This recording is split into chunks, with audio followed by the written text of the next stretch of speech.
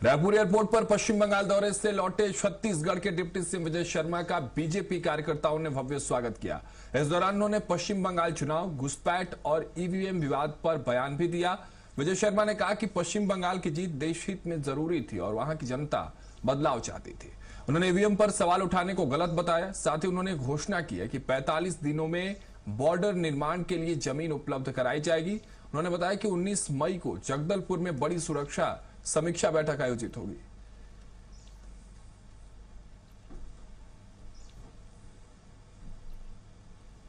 पश्चिम बंगाल की जीत भाजपा के लिए ही जरूरी नहीं थी, ये पश्चिम बंगाल के लिए भी उतनी ही जरूरी थी और उससे ज्यादा जरूरी ये देश के लिए भी ये जीत है। पूरे ही देश में, हमारे रायपुर में भी जो बांग्लादेशी आए वो पश्चिम बंगाल के रास्ते से ही आए, जिनको पकड़ के यहाँ पर डिपोर्ट किया गया वो वहीं से आए थे। वो सारी बातें हम लोगों को ध्यान में हैं। कितने बरस हो गए थे, कितने दशक हो गए थे, पश्चिम बंगाल की सरकार केंद्र की एजेंसियों को बाढ़ बनाने के लिए, बांग्लादेश और पश्चिम बंगाल के बीच में बाढ़ बनाने के लिए जगह नहीं उपलब्ध करा रही थी।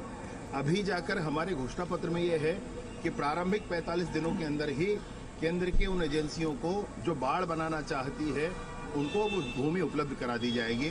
तो घुसपैठ देश में कम होगा, ये बहुत बड़ी बात है। इन्हीं बातों के लिए भाजपा के कार्यकर्ता और पश्चिम बंगाल की जनता एकजुट होकर लड़े थे। इतना बड़ा जो परिणाम आया है, 200 से ऊपर की सीटें जो है, ये जनता और ममता आगे पीछे एक दूसरे के सामने थे। जनता ही ममता को हराना चाहती थी, इस बार ऐसा था। ये 24 जून 2025 को ये बैठक बनारस में हुई थी। इसमें उत्तराखंड, उत्तर प्रदेश, मध्य प्रदेश और छत्तीसगढ़ के सारे डीजीपीज और माननीय मुख्यमंत्रीगण वो भी सम्मिलित हुए थे। इसमें बहुत सारे जो पैरामीटर्स हैं नेशनल लेवल पर, उन पैरामीटर्स पर समीक्षा होती है।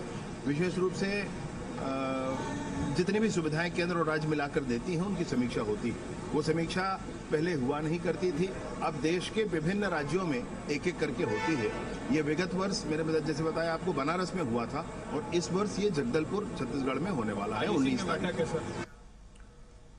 बंगाल चुनाव को लेकर पूर्व डिप्टी सीएम टीएस सिंहदेव का बयान सामने आया। उन्होंने कहा कि ममता बनर्जी के इस्तीफा न देने पर टीएम सिंहदेव ने सवाल उठाए हैं। ममता बनर्जी के मुख्यमंत्री पद नहीं छोड़ने को लेकर टीएस सिंहदेव ने कहा कि हारने के बाद पद नहीं छोड़ना संवैधानिक व्यवस्था में नहीं है। पता नहीं क्या सोचकर ममता बनर्जी ऐसा कर रही हैं।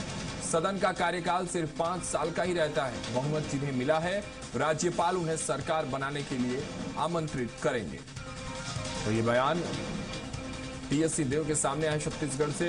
बंगाल चुनाव के नतीजों के बाद जिस तरह से ममता बनर्जी का रिएक्शन रहा है, ममता बनर्जी जो लगातार कह रही है कि वो चुनाव हारी नहीं है बल्कि सीटों की चोरी हुई है, इसके बाद उनका यह भी कहना है कि इस्तीफा नहीं देंगी। इसी बयान के बाद, इसी बातचीत के बाद छत्तीसगढ़ से टीएस सिंहदेव का ये बयान ममता बनर्जी के सीएम पद नहीं छोड़ने पर आया। उन्होंने कहा कि ये सारी चीजें जो ममता बनर्जी कह रही है या कर रही है वो संविधान के तहत नहीं है। उन्हें पद छोड़ना चाहिए और पद छोड़ना ही होगा। राज्यपाल के अंडर और राज्यपाल के पावर के अधीन ये सारी चीजें हैं कि वो अब नई सरकार को बनाने के लिए विधान परिषद में आमंत्रित करेंगे।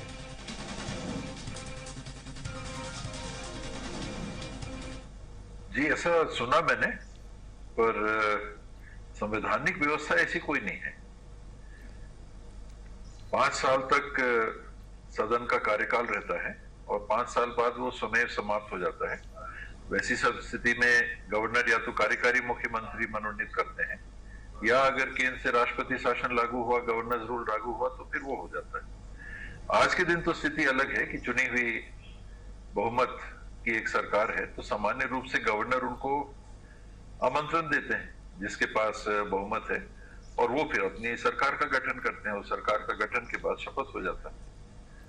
तो ममता जी क्या सोच के क्या कर रही है मैं भी नहीं समझ पा रहा।